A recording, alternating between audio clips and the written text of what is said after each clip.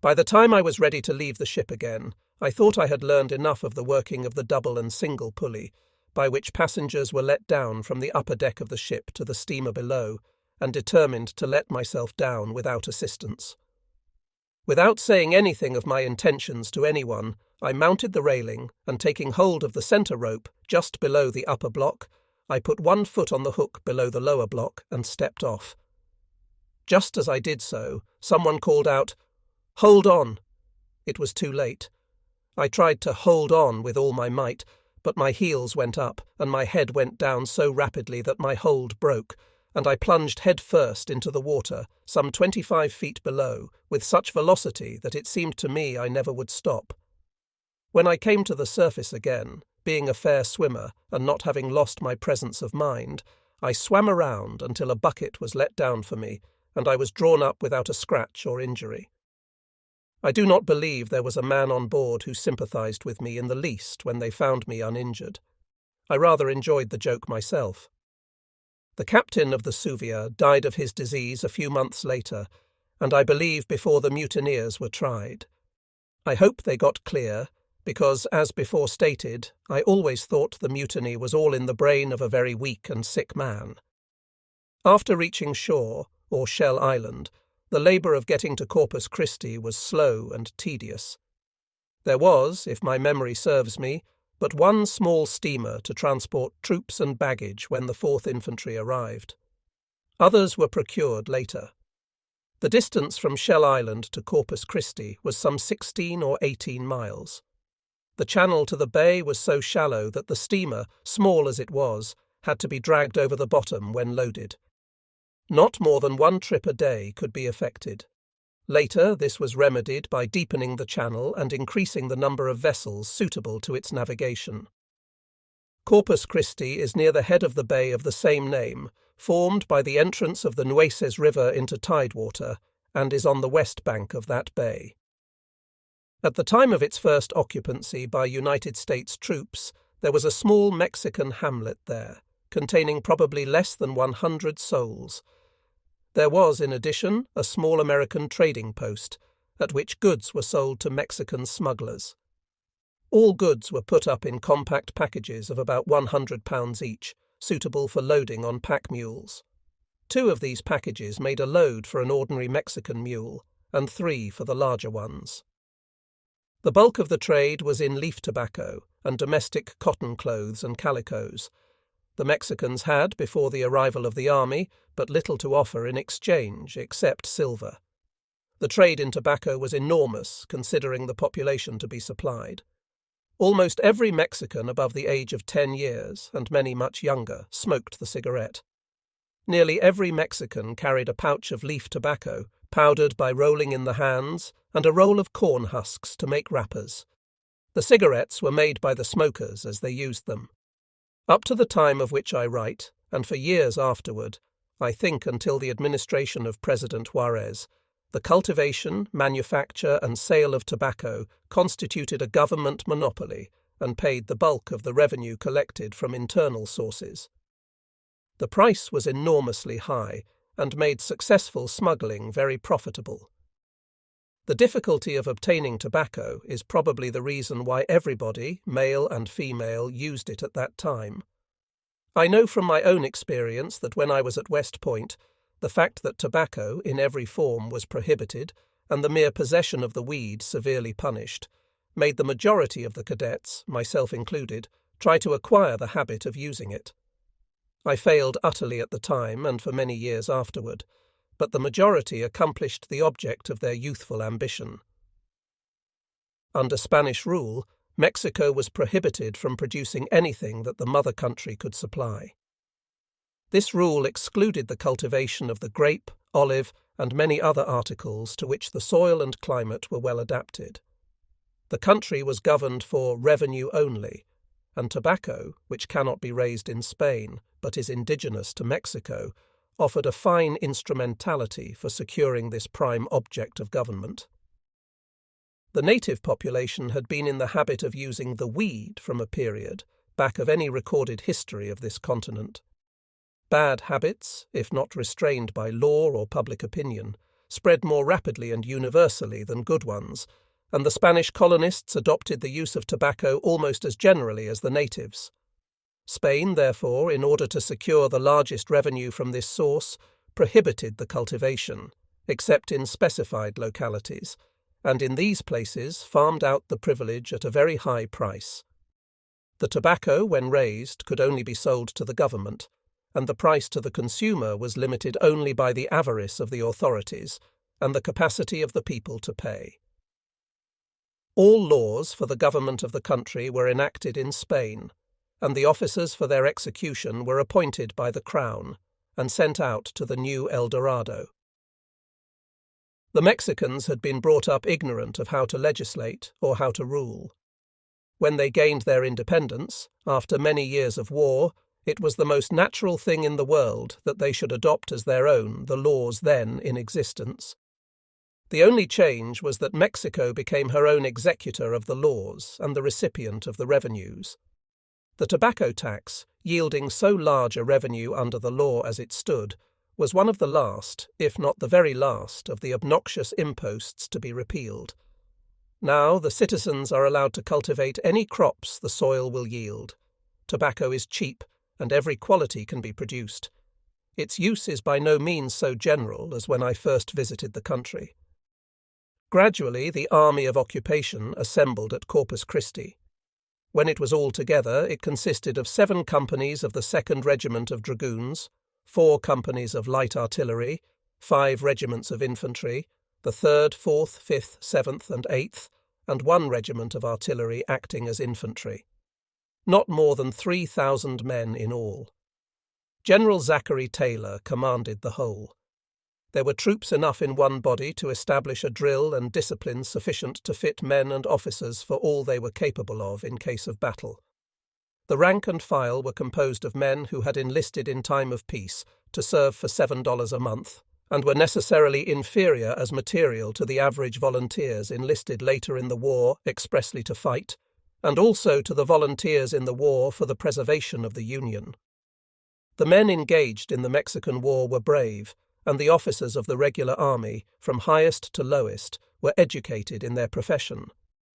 A more efficient army for its number and armament, I do not believe ever fought a battle than the one commanded by General Taylor in his first 2 engagements on Mexican or Texan soil. The presence of United States troops on the edge of the disputed territory furthest from the Mexican settlements was not sufficient to provoke hostilities. We were sent to provoke a fight, but it was essential that Mexico should commence it. It was very doubtful whether Congress would declare war, but if Mexico should attack our troops, the executive could announce, "Whereas war exists by the acts of etc.," and prosecute the contest with vigour. Once initiated, there were but few public men who would have the courage to oppose it. Experience proves that the man who obstructs a war in which his nation is engaged, no matter whether right or wrong, occupies no enviable place in life or history. Better for him, individually, to advocate war, pestilence and famine, than to act as an obstructionist to a war already begun. The history of the defeated rebel will be honourable hereafter, compared with that of the northern man who aided him by conspiring against his government while protected by it. The most favourable posthumous history the stay-at-home traitor can hope for is oblivion. Mexico, showing no willingness to come to the Nueces to drive the invaders from her soil, it became necessary for the invaders to approach to within a convenient distance to be struck. Accordingly, preparations were begun for moving the army to the Rio Grande, to a point near Matamoros. It was desirable to occupy a position near the largest centre of population possible to reach, without absolutely invading territory to which we set up no claim whatever. The distance from Corpus Christi to Matamoros is about 150 miles. The country does not abound in fresh water, and the length of the marches had to be regulated by the distance between water supplies. Besides the streams, there were occasional pools, filled during the rainy season, some probably made by the traders, who travelled constantly between Corpus Christi and the Rio Grande, and some by the buffalo. There was not at that time a single habitation, cultivated field, or herd of domestic animals between Corpus Christi and Matamoros. It was necessary, therefore, to have a wagon train sufficiently large to transport the camp and garrison equipage, officers' baggage, rations for the army, and part rations of grain for the artillery horses and all the animals taken from the north, where they had been accustomed to having their forage furnished them. The army was but indifferently supplied with transportation. Wagons and harness could easily be supplied from the north, but mules and horses could not so readily be brought. The American traders and Mexican smugglers came to the relief. Contracts were made for mules at from $8 to $11 each. The smugglers furnished the animals and took their pay in goods of the description before mentioned.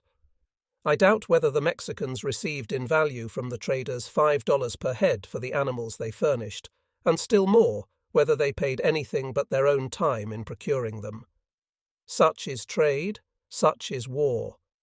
The government paid in hard cash to the contractor the stipulated price.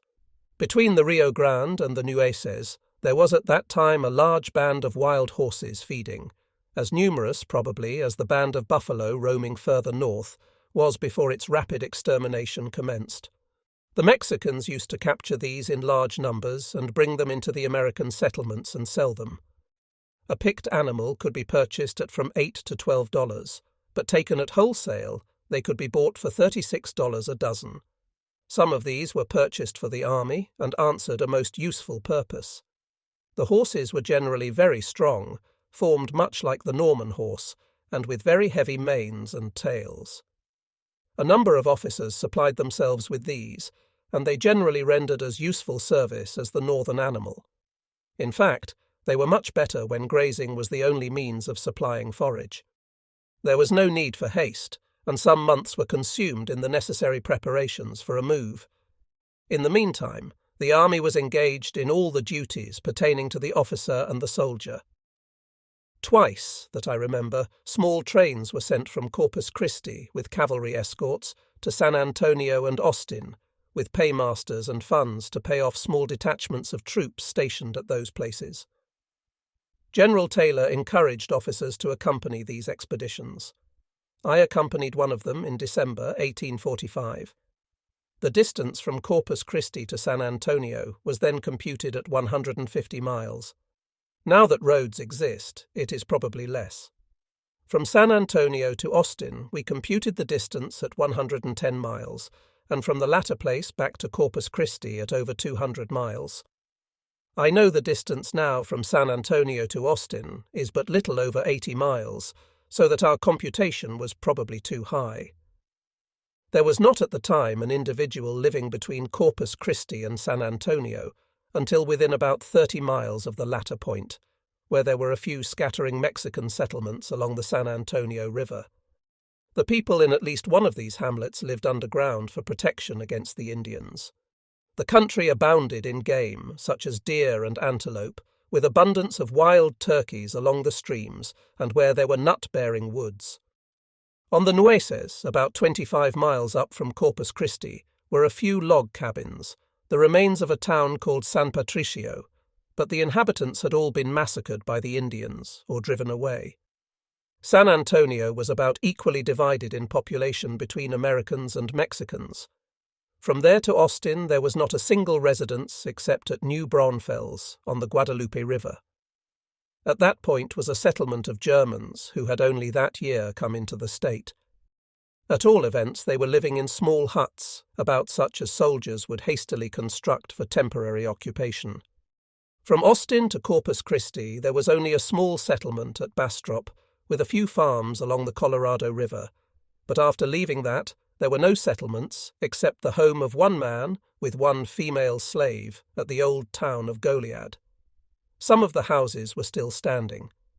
Goliad had been quite a village for the period and region, but some years before there had been a Mexican massacre in which every inhabitant had been killed or driven away.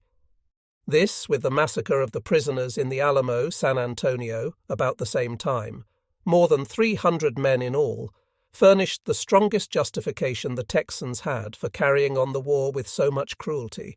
In fact, from that time until the Mexican War, the hostilities between Texans and Mexicans were so great that neither was safe in the neighbourhood of the other, who might be in superior numbers or possessed of superior arms. The man we found living there seemed like an old friend. He had come from near Fort Jessup, Louisiana, where the officers of the 3D and 4th Infantry and the 2D Dragoons had known him and his family. He had emigrated in advance of his family to build up a home for them. When our party left Corpus Christi, it was quite large, including the cavalry escort, paymaster, Major Dix, his clerk, and the officers who, like myself, were simply on leave. But all the officers on leave, except Lieutenant Benjamin, afterwards killed in the Valley of Mexico, Lieutenant, now General Auger, and myself, concluded to spend their allotted time at San Antonio and return from there. We were all to be back at Corpus Christi by the end of the month. The paymaster was detained in Austin so long that if we had waited for him, we would have exceeded our leave. We concluded, therefore, to start back at once with the animals we had, and having to rely principally on grass for their food, it was a good 6 days' journey. We had to sleep on the prairie every night, except at Goliad, and possibly one night on the Colorado, without shelter, and with only such food as we carried with us and prepared ourselves. The journey was hazardous on account of Indians, and there were white men in Texas whom I would not have cared to meet in a secluded place. Lieutenant Auger was taken seriously sick before we reached Goliad and at a distance from any habitation. To add to the complication, his horse, a mustang that had probably been captured from the band of wild horses before alluded to, and of undoubted longevity at his capture, gave out. It was absolutely necessary to get forward to Goliad to find a shelter for our sick companion. By dint of patience and exceedingly slow movements, Goliad was at last reached, and a shelter and bed secured for our patient. We remained over a day, hoping that Auger might recover sufficiently to resume his travels. He did not, however, and knowing that Major Dix would be along in a few days, with his wagon train, now empty, and escort, we arranged with our Louisiana friend to take the best of care of the sick lieutenant until thus relieved, and went on. I had never been a sportsman in my life, had scarcely ever gone in search of game, and rarely seen any when looking for it. On this trip there was no minute of time while travelling between San Patricio and the settlements on the San Antonio River, from San Antonio to Austin, and again from the Colorado River back to San Patricio, when deer or antelope could not be seen in great numbers. Each officer carried a shotgun, and every evening, after going into camp, some would go out and soon return with venison and wild turkeys enough for the entire camp. I, however, never went out, and had no occasion to fire my gun. Except, being detained over a day at Goliad, Benjamin and I concluded to go down to the creek, which was fringed with timber, much of it the pecan, and bring back a few turkeys. We had scarcely reached the edge of the timber when I heard the flutter of wings overhead, and in an instant I saw 2 or 3 turkeys flying away. These were soon followed by more, then more, and more, until a flock of 20 or 30 had left from just over my head. All this time I stood watching the turkeys to see where they flew, with my gun on my shoulder, and never once thought of levelling it at the birds. When I had time to reflect upon the matter, I came to the conclusion that as a sportsman I was a failure, and went back to the house. Benjamin remained out and got as many turkeys as he wanted to carry back. After the second night at Goliad, Benjamin and I started to make the remainder of the journey alone. We reached Corpus Christi just in time to avoid absence without leave. We met no one, not even an Indian, during the remainder of our journey, except at San Patricio. A new settlement had been started there in our absence of 3 weeks, induced possibly by the fact that there were houses already built, while the proximity of troops gave protection against the Indians. On the evening of the first day out from Goliad, we heard the most unearthly howling of wolves directly in our front. The prairie grass was tall, and we could not see the beasts, but the sound indicated that they were near. To my ear it appeared that there must have been enough of them to devour our party, horses and all, at a single meal. The part of Ohio that I hailed from was not thickly settled, but wolves had been driven out long before I left. Benjamin was from Indiana, still less populated, where the wolf yet roamed over the prairies. He understood the nature of the animal and the capacity of a few to make believe there was an unlimited number of them. He kept on towards the noise, unmoved. I followed in his trail, lacking moral courage to turn back and join our sick companion. I have no doubt that if Benjamin had proposed returning to Goliad, I would not only have seconded the motion, but have suggested that it was very hard-hearted in us to leave Augur sick there in the first place. But Benjamin did not propose turning back. When he did speak, it was to ask, "Grant, how many wolves do you think there are in that pack?"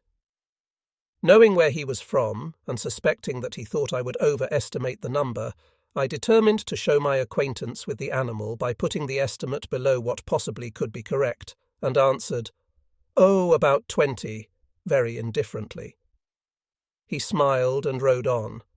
In a minute we were close upon them, and before they saw us. There were just 2 of them. Seated upon their haunches, with their mouths close together, they had made all the noise we had been hearing for the past 10 minutes. I have often thought of this incident since when I have heard the noise of a few disappointed politicians who had deserted their associates. There are always more of them before they are counted. A week or 2 before leaving Corpus Christi on this trip, I had been promoted from Brevet Second Lieutenant, 4th Infantry, to full Second Lieutenant, 7th Infantry. Frank Gardner, of the 7th, was promoted to the 4th in the same orders. We immediately made application to be transferred so as to get back to our old regiments. On my return, I found that our application had been approved at Washington. While in the 7th Infantry, I was in the company of Captain Holmes, afterwards a Lieutenant General in the Confederate Army. I never came in contact with him in the War of the Rebellion, nor did he render any very conspicuous service in his high rank. My transfer carried me to the company of Captain McCall, who resigned from the army after the Mexican War and settled in Philadelphia.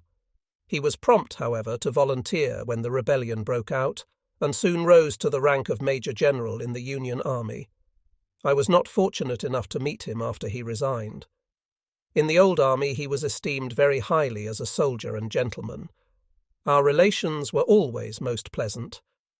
The preparations at Corpus Christi for an advance progressed as rapidly in the absence of some 20 or more lieutenants as if we had been there. The principal business consisted in securing mules and getting them broken to harness. The process was slow but amusing. The animals sold to the government were all young and unbroken, even to the saddle, and were quite as wild as the wild horses of the prairie. Usually a number would be brought in by a company of Mexicans, partners in the delivery. The mules were first driven into a stockade, called a corral, enclosing an acre or more of ground. The Mexicans, who were all experienced in throwing the lasso, would go into the corral on horseback, with their lassos attached to the pommels of their saddles. Soldiers detailed as teamsters and blacksmiths would also enter the corral, the former with ropes to serve as halters, the latter with branding irons and a fire to keep the irons heated. A lasso was then thrown over the neck of a mule, when he would immediately go to the length of his tether, first one end, then the other in the air. While he was thus plunging and gyrating, another lasso would be thrown by another Mexican, catching the animal by a forefoot. This would bring the mule to the ground, when he was seized and held by the teamsters, while the blacksmith put upon him, with hot irons, the initials US. Ropes were then put about the neck, with a slip noose which would tighten around the throat if pulled. With a man on each side holding these ropes, the mule was released from his other bindings and allowed to rise. With more or less difficulty, he would be conducted to a picket rope outside and fastened there. The delivery of that mule was then complete. This process was gone through with every mule and wild horse with the army of occupation. The method of breaking them was less cruel and much more amusing. It is a well-known fact that where domestic animals are used for specific purposes from generation to generation, the descendants are easily, as a rule, subdued to the same uses. At that time in northern Mexico, the mule, or his ancestors, the horse and the ass, was seldom used except for the saddle or pack. At all events, the Corpus Christi mule resisted the new use to which he was being put. The treatment he was subjected to in order to overcome his prejudices was summary and effective. The soldiers were principally foreigners who had enlisted in our large cities, and, with the exception of a chance drayman among them, it is not probable that any of the men who reported themselves as competent teamsters had ever driven a mule team in their lives, or indeed that many had had any previous experience in driving any animal whatever to harness. Numbers together can accomplish what twice their number acting individually could not perform. 5 mules were allotted to each wagon. A teamster would select at the picket rope 5 animals of nearly the same colour and general appearance for his team. With a full corps of assistants, other teamsters, he would then proceed to get his mules together. In twos, the men would approach each animal selected, avoiding as far as possible its heels. 2 ropes would be put about the neck of each animal, with a slip noose, so that he could be choked if too unruly. They were then led out, harnessed by force and hitched to the wagon in the position they had to keep ever after. 2 men remained on either side of the leader, with the lassos about its neck, and 1 man retained the same restraining influence over each of the others. All being ready, the hold would be slackened, and the team started. The first motion was generally 5 mules in the air at one time, backs bowed, hind feet extended to the rear. After repeating this movement a few times, the leaders would start to run. This would bring the breeching tight against the mules at the wheels, which these last seemed to regard as a most unwarrantable attempt at coercion, and would resist by taking a seat, sometimes going so far as to lie down. In time all were broken in to do their duty submissively if not cheerfully, but there never was a time during the war when it was safe to let a Mexican mule get entirely loose. Their drivers were all teamsters by the time they got through. I recollect one case of a mule that had worked in a team under the saddle, not only for some time at Corpus Christi, where he was broken, but all the way to the point opposite Matamoros, then to Camargo, where he got loose from his fastenings during the night. He did not run away at first, but stayed in the neighbourhood for a day or 2, coming up sometimes to the feed trough even. But on the approach of the teamster, he always got out of the way. At last, growing tired of the constant effort to catch him, he disappeared altogether. Nothing short of a Mexican with his lasso could have caught him. Regulations would not have warranted the expenditure of $1 in hiring a man with a lasso to catch that mule, but they did allow the expenditure of the mule, on a certificate that he had run away without any fault of the quartermaster on whose returns he was born, and also the purchase of another to take his place. I am a competent witness, for I was regimental quartermaster at the time. While at Corpus Christi, all the officers who had a fancy for riding kept horses.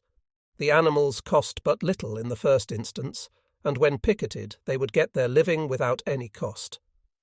I had 3 not long before the army moved, but a sad accident bereft me of them all at one time. A coloured boy who gave them all the attention they got, besides looking after my tent and that of a classmate and fellow lieutenant and cooking for us, all for about $8 per month, was riding one to water and leading the other 2. The LED horses pulled him from his seat and all 3 ran away. They never were heard of afterwards. Shortly after that, someone told Captain Bliss, General Taylor's adjutant general, of my misfortune. "Yes, I heard Grant lost $5 or $6 worth of horses the other day," he replied. "That was a slander. They were broken to the saddle when I got them and cost nearly $20. I never suspected the coloured boy of malicious intent in letting them get away, because, if they had not escaped, he could have had one of them to ride on the long march then in prospect." At last, the preparations were complete, and orders were issued for the advance to begin on the 8th of March. General Taylor had an army of not more than 3,000 men. 1 battery, the siege guns, and all the convalescent troops were sent by water to Brazos, Santiago, at the mouth of the Rio Grande. A guard remained back at Corpus Christi to oversee public property and to attend to those who were too ill to be relocated. The remaining army, likely not exceeding 2,500 men, was divided into 3 brigades, with the cavalry operating independently. Colonel Twiggs, leading 7 companies of dragoons and a battery of light artillery, set out on the 8th. He was followed by the 3 infantry brigades, with a day's interval between each command. Consequently, the rear brigade did not depart from Corpus Christi until March 11th. Reflecting on the large-scale movements of troops during the later stages of our civil war, across narrow roads, dense forests, and large streams on the same day, it seems peculiar that a force of less than 3,000 men was segmented into 4 columns, each separated by a day's march. General Taylor opposed any form of plundering by the troops. In this instance, he likely viewed the enemy as the aggrieved party and was unwilling to cause them further harm beyond the demands of his instructions from Washington. His orders to the troops emphasized scrupulous regard for the rights of all peaceful individuals and stipulated the payment of the highest price for all supplies taken for the use of the army. Foot regiment officers who owned horses were allowed to ride them during the march if it did not interfere with their military duties. As previously mentioned, having recently lost my $5 or $6 worth of horses, I resolved not to acquire another and to undertake the journey on foot. My company commander, Captain McCall, possessed 2 excellent American horses, which held considerably more value in the region, where native horses were inexpensive, than they did in the States. He rode one himself and intended the other for his servant. He seemed quite concerned about whether I intended to acquire another horse before the march commenced. I replied in the negative, stating that I belonged to a foot regiment. At the time, I didn't comprehend the reason for his concern, but as we were about to depart, he said, "There, Grant, is a horse for you." He had acquired a Mustang, a 3-year-old colt recently captured and purchased by one of the regiment's coloured servants for $3. It was likely the only horse available in Corpus Christi at that time for a reasonable price. A payment of $5, representing a 66 2/3% markup, convinced the owner to part with the Mustang. I hesitated to accept the horse because, as a member of a foot regiment, I felt it was my duty to march with the men. However, seeing the captain's earnestness, I accepted the horse for the journey. On the day of our departure, it was the first time the horse had ever been saddled. Nevertheless, I encountered little difficulty in breaking him. Although we experienced frequent disagreements on the first day regarding our direction and whether to proceed at all, the horse soon became obedient. Throughout the day, I couldn't consistently choose the position within the column where I wanted to march. However, after that initial adjustment period, I had a horse as obedient as any in the army, and none fared better during the journey. He consumed no food during the trip other than the grass within reach of his picket rope. Several days after departing Corpus Christi, the army encountered the immense herd of wild horses that roamed between the Nueces and the Rio Grande. The herd was directly ahead of the column and only a few miles away. It was the same herd from which the horse I was riding had been captured a few weeks earlier. The column halted for a rest, and several officers, myself included, rode 2 or 3 miles to the right to observe the extent of the herd. The terrain was rolling prairie, and from elevated ground our view was obstructed only by the curvature of the earth.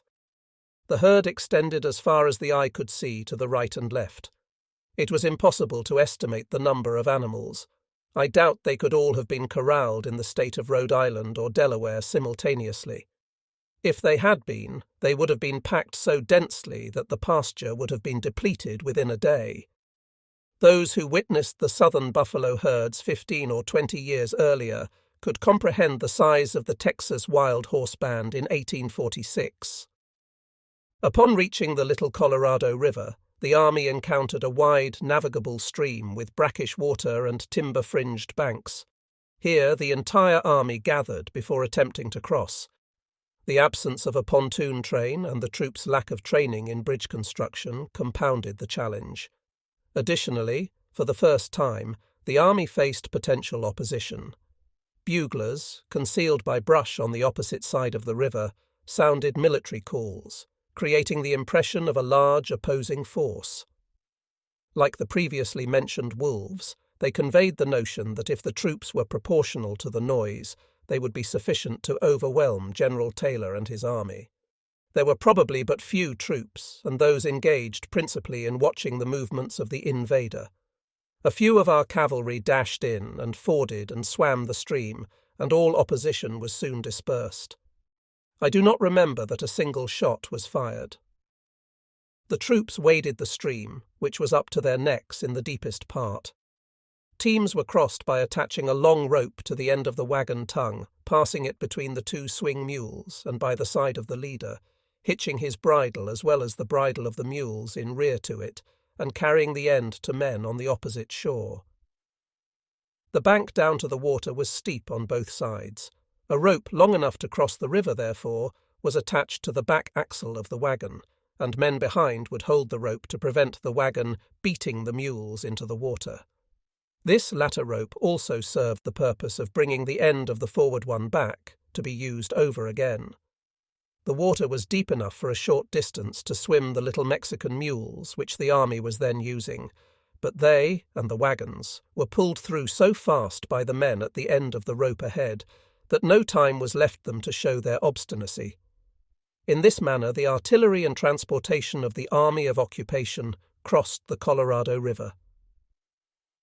About the middle of the month of March, the advance of the army reached the Rio Grande and went into camp near the banks of the river, opposite the city of Matamoros, and almost under the guns of a small fort at the lower end of the town. There was not at that time a single habitation from Corpus Christi until the Rio Grande was reached. The work of fortifying was commenced at once.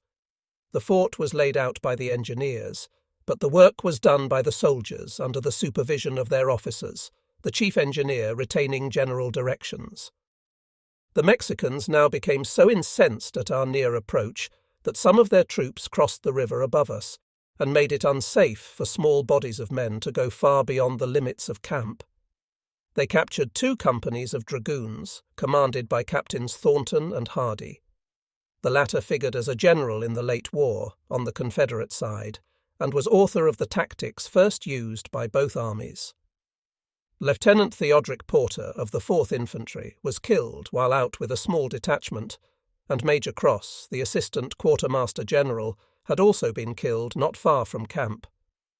There was no base of supplies nearer than Point Isabel, on the coast, north of the mouth of the Rio Grande and 25 miles away.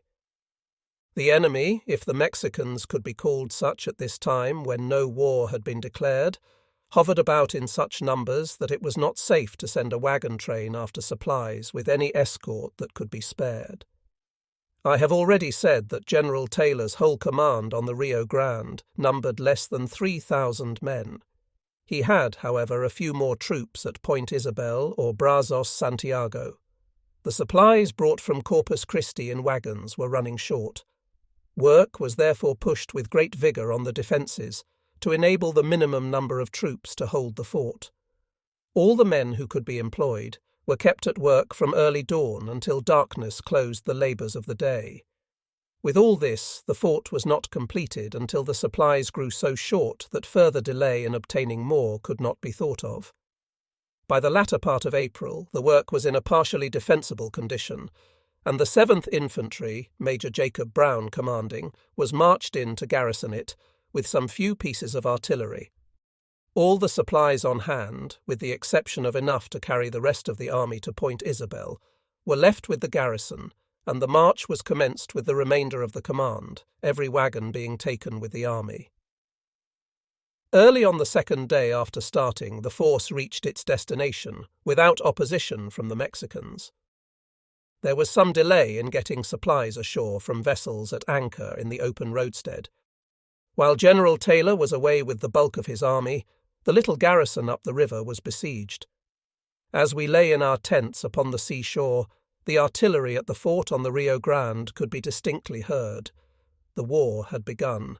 There were no possible means of obtaining news from the garrison, and information from outside could not be otherwise than unfavourable. What General Taylor's feelings were during this suspense I do not know, but for myself, a young second lieutenant who had never heard a hostile gun before, I felt sorry that I had enlisted. A great many men, when they smell battle afar off, chafe to get into the fray. When they say so themselves, they generally fail to convince their hearers that they are as anxious as they would like to make believe, and as they approach danger they become more subdued. This rule is not universal, for I have known a few men who were always aching for a fight when there was no enemy near, who were as good as their word when the battle did come. But the number of such men is small. On the 7th of May, the wagons were all loaded, and General Taylor started on his return, with his army reinforced at Point Isabel, but still less than 3,000 strong, to relieve the garrison on the Rio Grande. The road from Point Isabel to Matamoros is over an open, rolling, treeless prairie, until the timber that borders the bank of the Rio Grande is reached. This river, like the Mississippi, flows through a rich alluvial valley in the most meandering manner, running towards all points of the compass at times within a few miles. Formerly the river ran by Resaca de la Palma, some 4 or 5 miles east of the present channel. The old bed of the river at Resaca had become filled at places, leaving a succession of little lakes. The timber that had formerly grown upon both banks, and for a considerable distance out, was still standing. This timber was struck 6 or 8 miles out from the besieged garrison, at a point known as Palo Alto, tall trees or woods. Early in the forenoon of the 8th of May, as Palo Alto was approached, an army, certainly outnumbering our little force, was seen, drawn up in line of battle just in front of the timber. Their bayonets and spearheads glistened in the sunlight formidably. The force was composed largely of cavalry armed with lances. Where we were, the grass was tall, reaching nearly to the shoulders of the men, very stiff, and each stock was pointed at the top, and hard and almost as sharp as a darning needle. General Taylor halted his army before the head of column came in range of the artillery of the Mexicans. He then formed a line of battle, facing the enemy. His artillery, 2 batteries and 2 18-pounder iron guns, drawn by oxen, were placed in position at intervals along the line. A battalion was thrown to the rear, commanded by Lieutenant Colonel Childs of the artillery as reserves. These preparations completed, orders were given for a platoon of each company to stack arms and go to a stream off to the right of the command, to fill their canteens and also those of the rest of their respective companies. When the men were all back in their places in line, the command to advance was given. As I looked down that long line of about 3,000 armed men, advancing towards a larger force also armed, I thought what a fearful responsibility General Taylor must feel, commanding such a host and so far away from friends.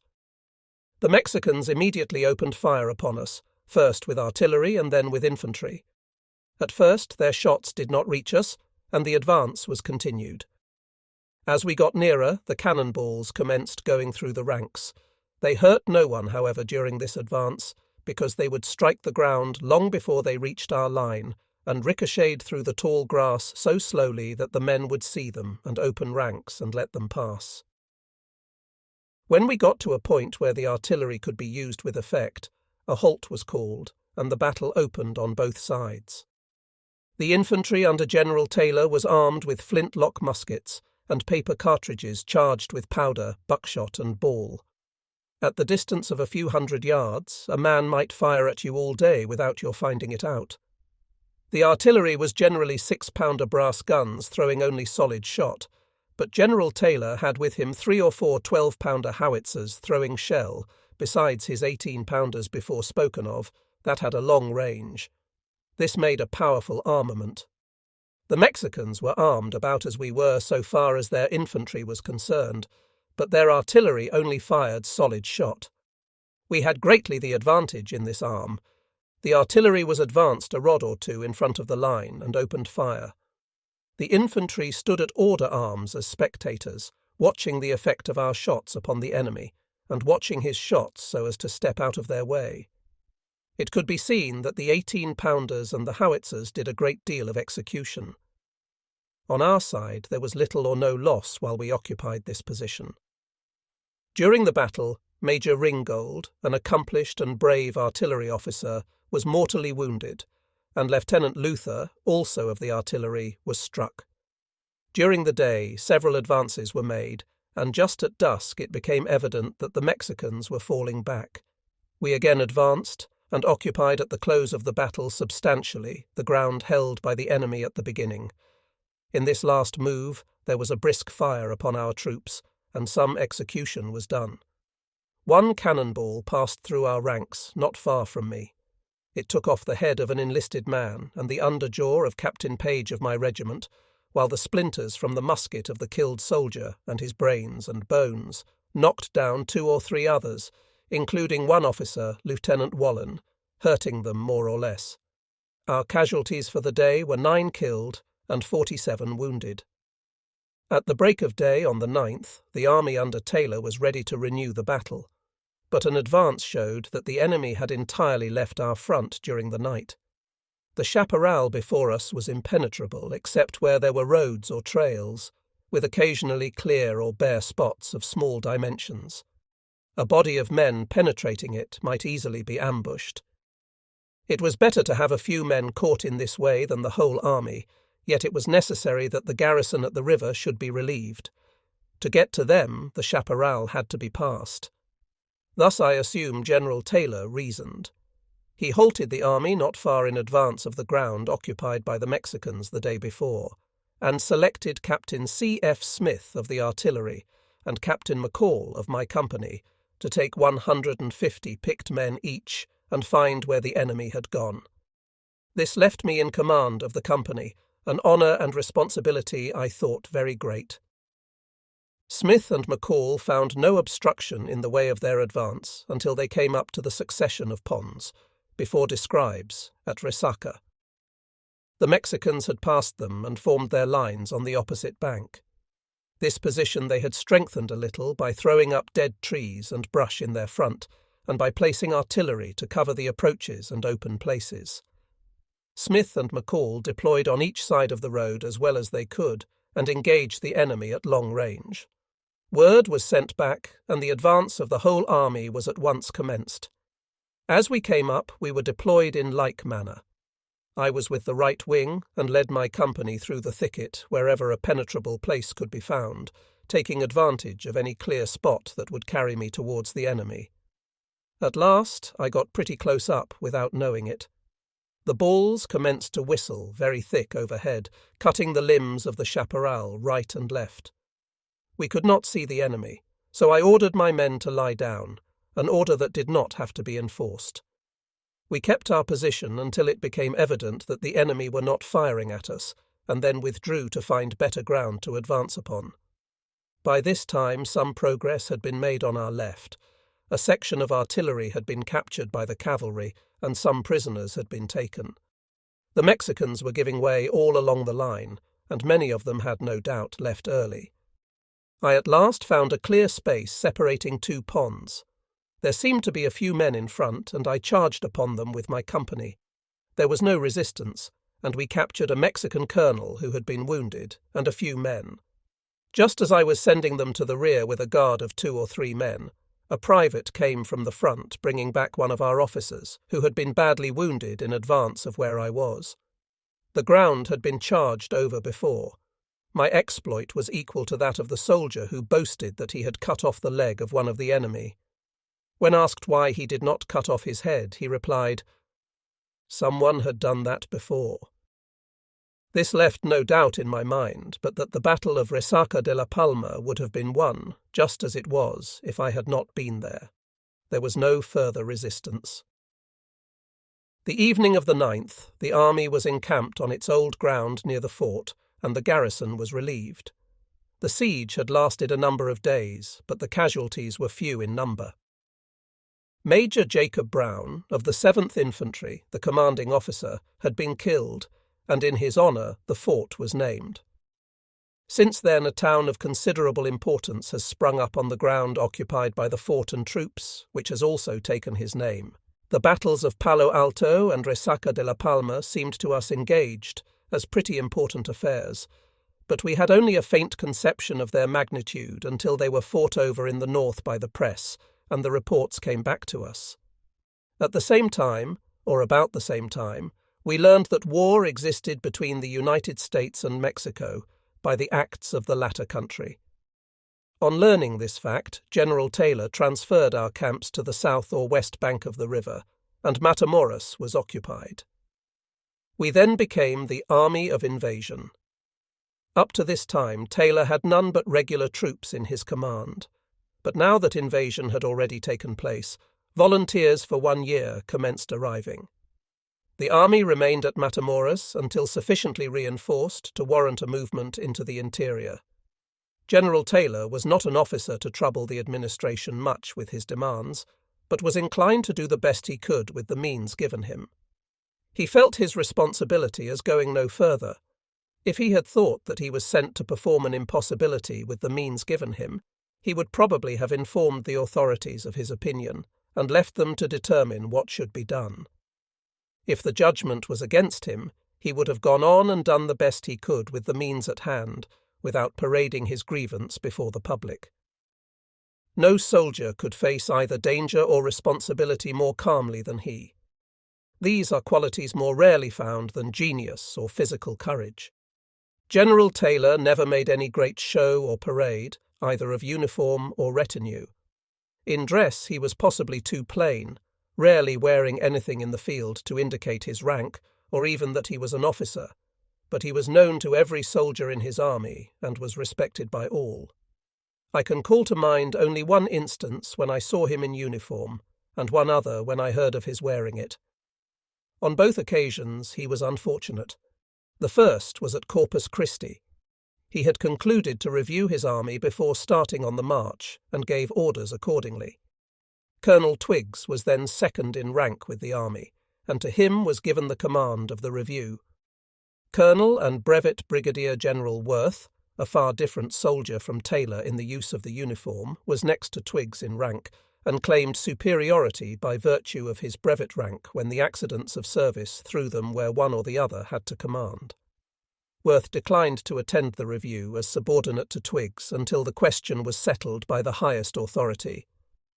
This broke up the review, and the question was referred to Washington for final decision. General Taylor was himself only a colonel in real rank at that time, and a brigadier general by brevet. He was assigned to duty, however, by the President, with the rank which his brevet gave him. Worth was not so assigned, but by virtue of commanding a division he must, under the army regulations of that day, have drawn the pay of his brevet rank. The question was submitted to Washington, and no response was received until after the army had reached the Rio Grande.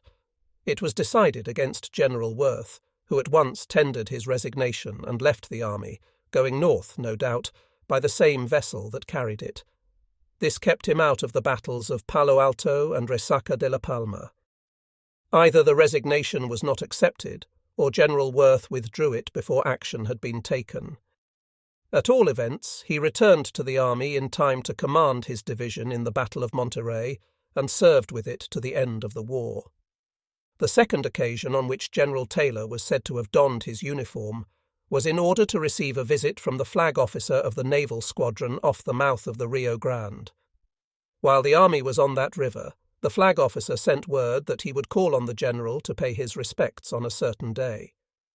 General Taylor, knowing that naval officers habitually wore all the uniform the law allowed on all occasions of ceremony, thought it would be only civil to receive his guest in the same style. His uniform was, therefore, got out, brushed up, and put on in advance of the visit. The flag officer, knowing General Taylor's aversion to the wearing of the uniform and feeling that it would be regarded as a compliment should he meet him in civilian's dress, left off his uniform for this occasion.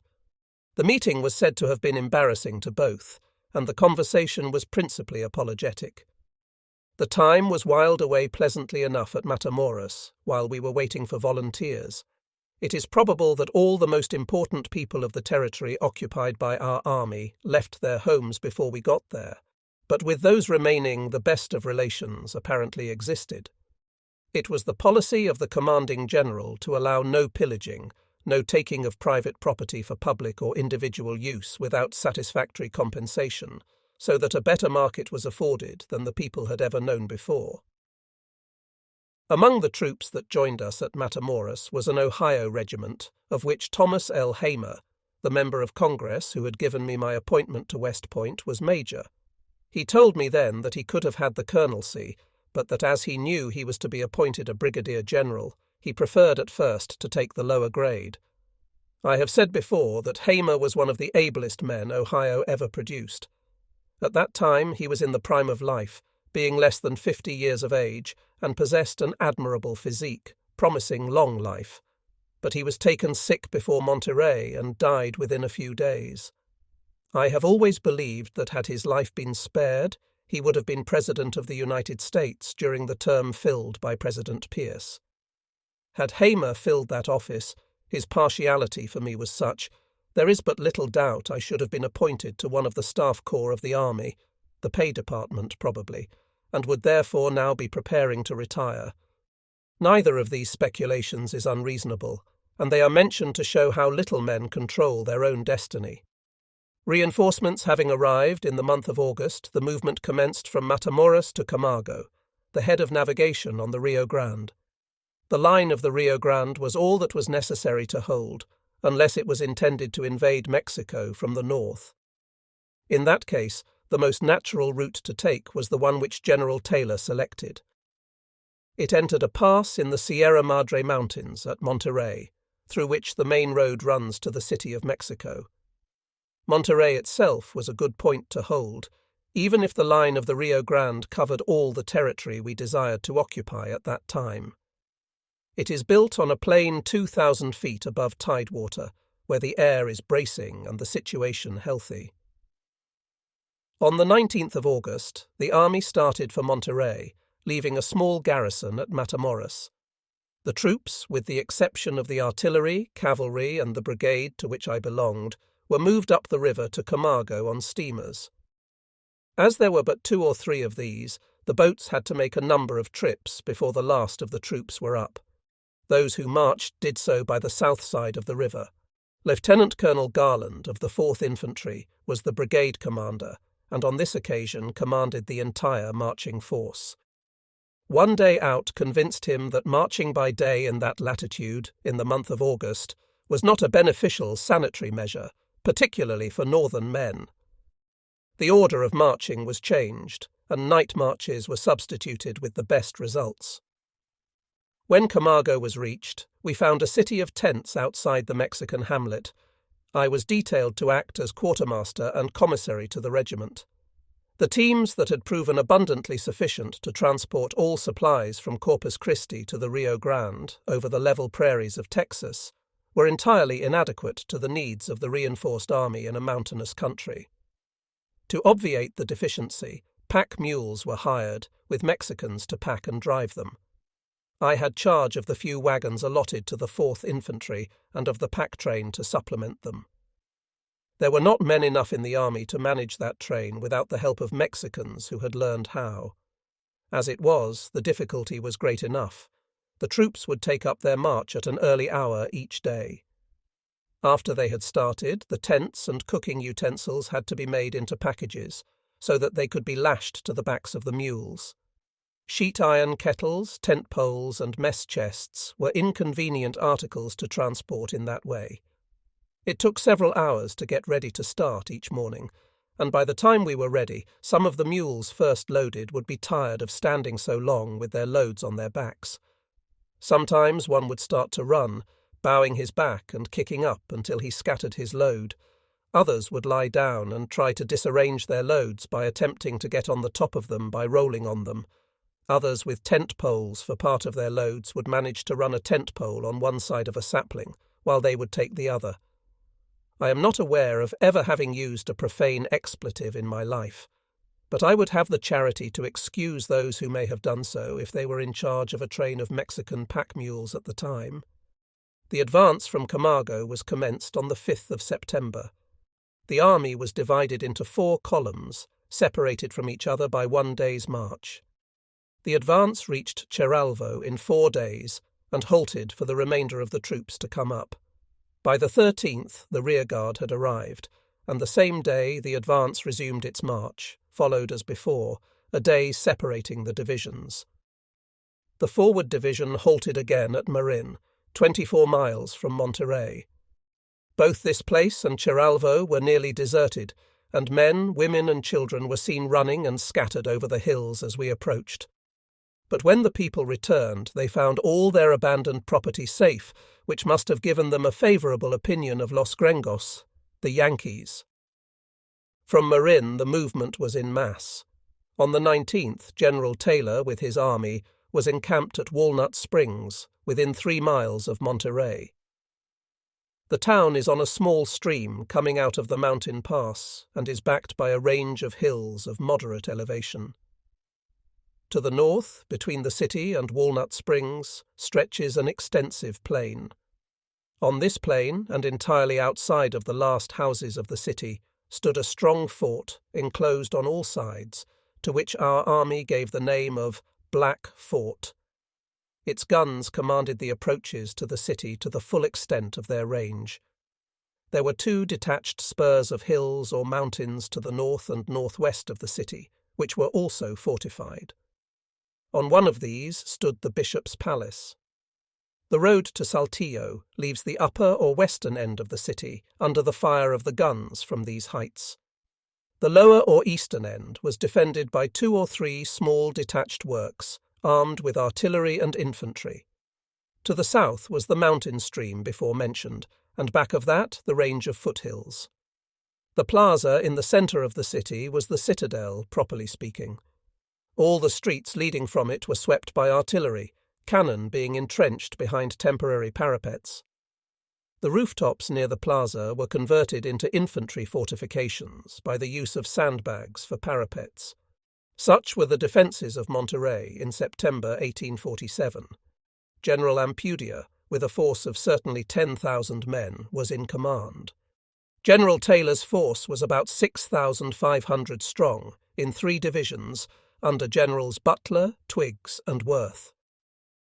The troops went into camp at Walnut Springs, while the engineer officers, under Major Mansfield, a general in the late war, commenced their reconnaissance. Major Mansfield found that it would be practicable to get troops around, out of range of the Black Fort and the works on the detached hills to the northwest of the city, to the Saltillo Road.